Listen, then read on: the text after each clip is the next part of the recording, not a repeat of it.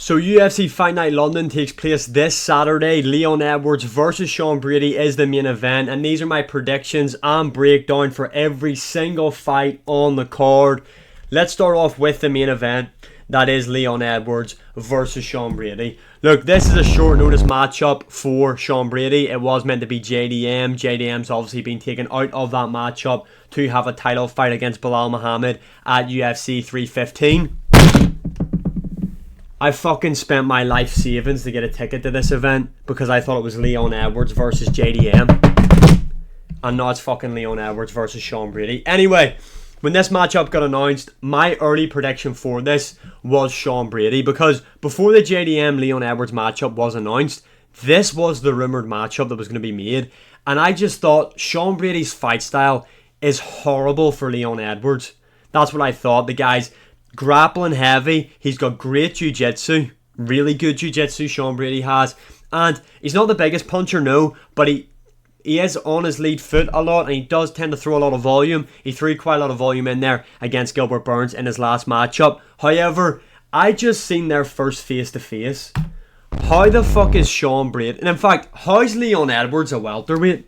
The guy's absolutely massive, pause, compared to Sean Brady in there. And the more I think about it, this is a short notice fight for Sean Brady. But when I say short notice, there's certain people that I think when they step in on short notice, it's not really that much of a hindrance.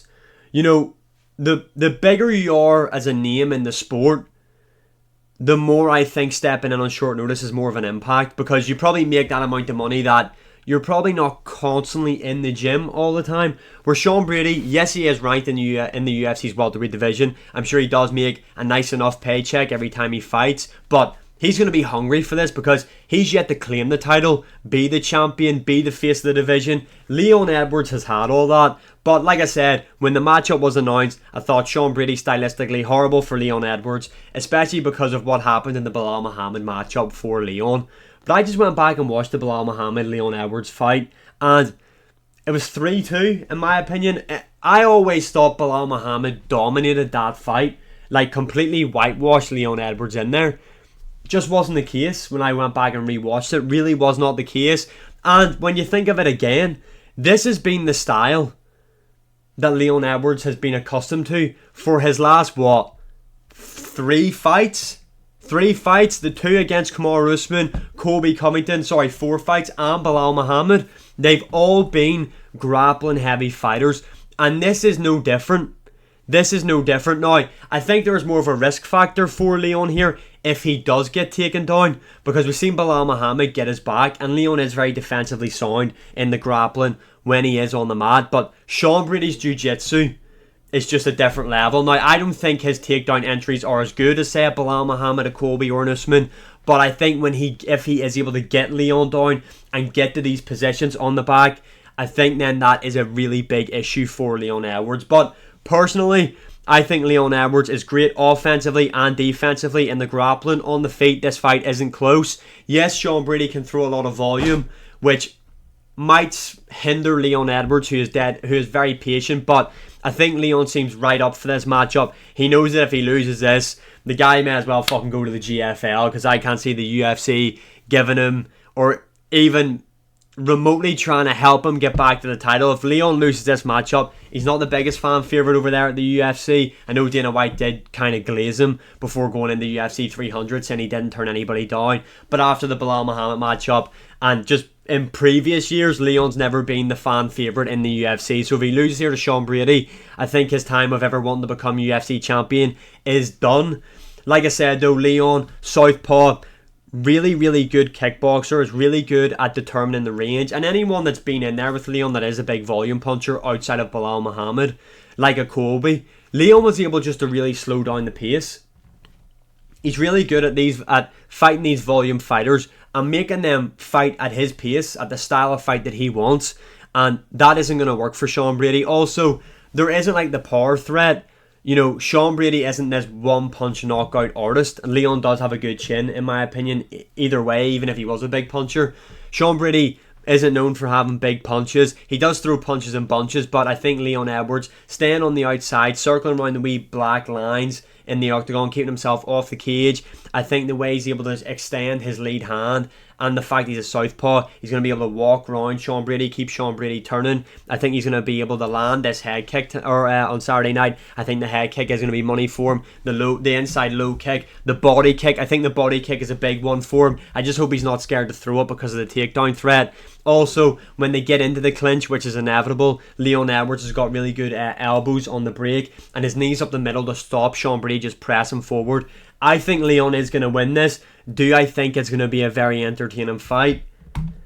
Bruh. No, I think this will be a fairly boring 4-1. I might even say 5-0 Leon Edwards. I'm really confident that he is going to get the job done now. Just after seeing the size between both guys, it's short notice. Whenever you look at them, when you think of who's fought who's looked good against who, I think Leon's more established. He's been in there. This is the type of fight style that he's been accustomed to now forever. I think Leon is very underrated, and I think he is going to comfortably beat Sean Brady by decision. Moving on to the fight that I am most looking forward to on the card, the return of Jan Blachowicz versus Carlos Ulberg. This fight right here is unbelievable. The fact that Leon Edwards, is an underdog on this matchup, as is Jan Blachowicz. In my opinion, there's a lot of money to be made on this card here, but Carlos Ulberg coming in off the win over Volkan Oezdemir, a very close fight in my opinion.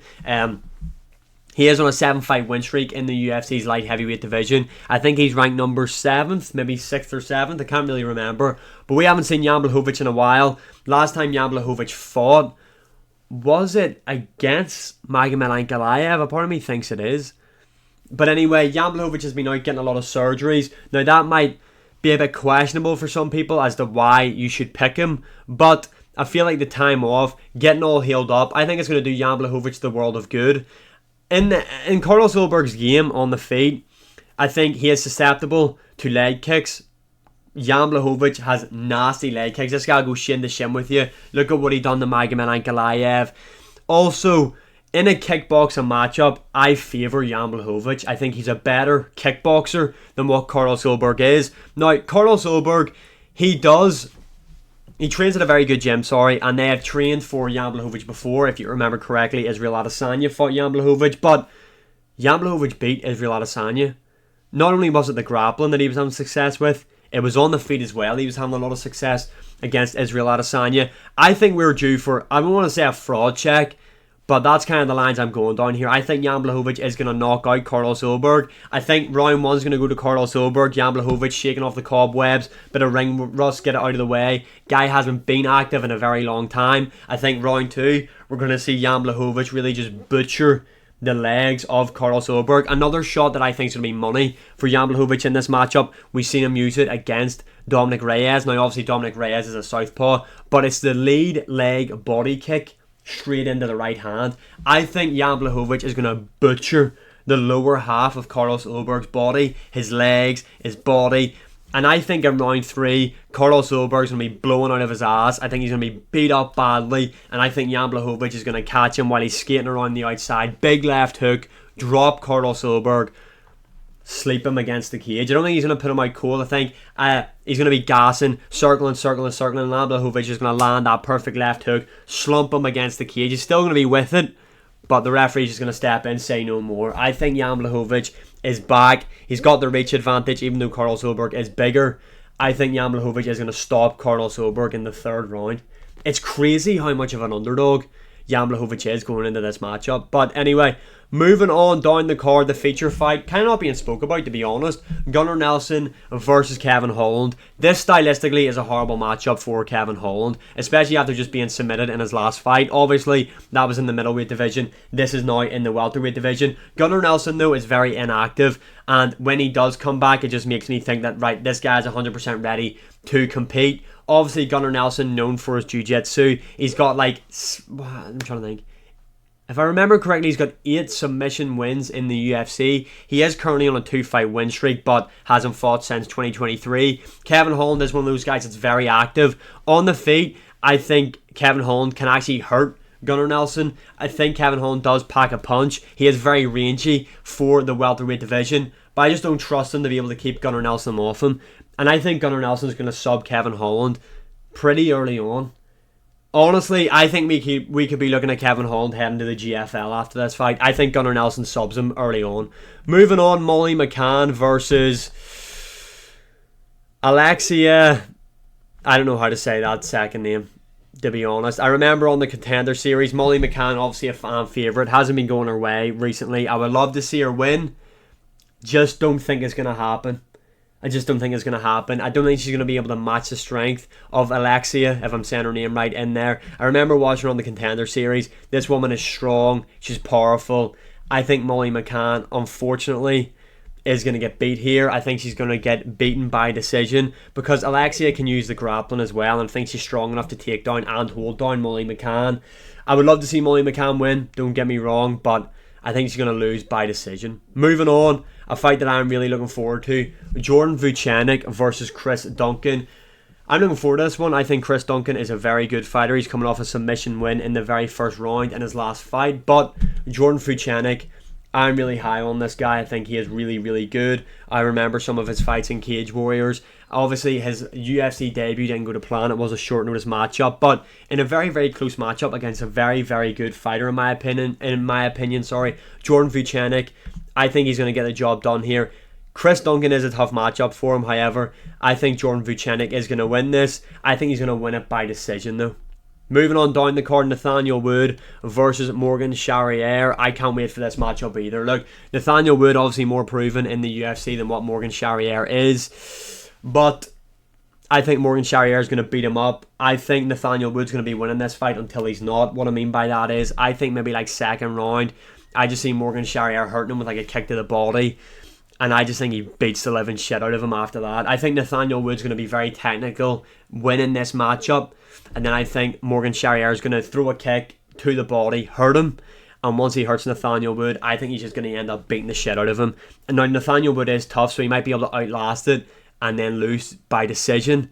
But I think Morgan Charriere TKO is on the cards here. I think Nathaniel Wood going to be winning. He's going to get hit with something. He's going to get hurt. And Morgan Charriere is going to beat the living fuck out of him and either finish him or just dominate him in the later stages of the fight and win by decision. Moving on, Jai Herbert, Chris Padilla. I'm going to go for the underdog here in Chris Padilla, to be honest. Obviously, Jai Herbert known for the big head kick over Ilia Topuria, but let's not forget the guy got slumped there. And Jai Herbert hasn't really been comfortably beating people. They're always close matchups. And I just think Chris Padilla as an underdog in this matchup is a good pick. Moving on, Loner Kavanagh versus Felipe Dos Santos. Obviously, Dos Santos known for that very close fight against Manel Kape. Loner Kavanagh is very, very good in my opinion. He's 8-0, he's undefeated. A young fighter, he's got really good combinations, he's powerful. Although, with how mad the odds are for this matchup, I am going to pick Kavanagh to win, but a part of me feels like Felipe Dos Santos as an underdog isn't a bad pick here. You can let me know in the comments, but my pick is Kavanagh to win this fight. I'm going to go by decision. Moving on, Tybura versus Mick Parkin. Mick Parkin, 10-0. Trains with Tom Aspinall. He's very good and he's always improving, but Tybura is known for fraud checking these people. And a part of me feels like Mick Parkin might end up in the same scenario. This is like the real acid test for Mick Parkin, you see. Because when you look at who else he's fought, there's no one really that I would say kind of compares to what Tybura will offer. I want Mick Parkin to win. I'm going to go for Mick Parkin to win. I think he wins by decision. I think this is going to be a stinker of a matchup though. Either way, I think Mick Parkin wins. Whoever wins this, it goes to decision. Christian Leroy Duncan versus Pulev.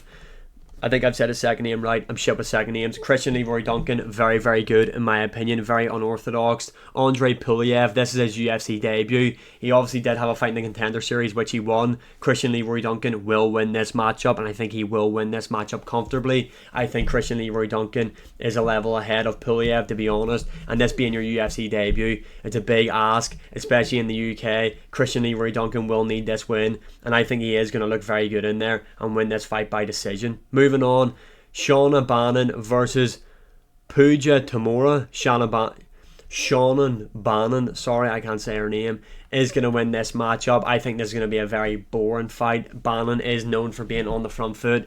I like her combinations at times when she lets her hands go. I think she's going to win this comfortably by decision. Moving on, Nathan Fletcher versus Loughran. Loughran is going to lose again, unfortunately. I don't see him winning this. I think Nathan Fletcher is going to beat him. I don't think he's going to stop him because Loughran's got that fucking breeze block head that I don't think anyone's going to finish him. I think Nathan Fletcher, though, is just going to beat him by decision. And moving on, Guram, I can't say his second name, versus Fernandez. Guram, I really can't say the guy's second name. Obviously coming off that win over Jordan Vucenic, if I remember correctly, he hasn't fought since then. Very good, very well-rounded in my opinion. I think he's going to win this matchup. He is a big favourite in this matchup. Fernandez is a big puncher. This guy does carry power, but Guram, I don't think he's going to be finished here. I think he's going to be able to beat up Fernandez, and I think he wins a 30-27 decision. In my opinion, I think he wins every single round of the fight. So yeah, those are my predictions for UFC Fight Night London. I am going to be there for the event. Let me know if you're going to be there in the comments below. And as always, like, share, subscribe, comment, all that good stuff. And I'll see you again in the next one.